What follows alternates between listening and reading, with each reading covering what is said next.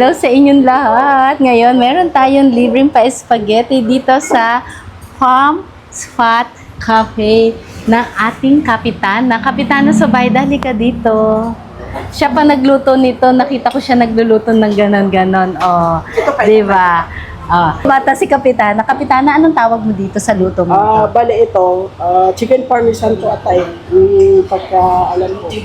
Ito ay safe na safe para sa ating mga Halal. halal.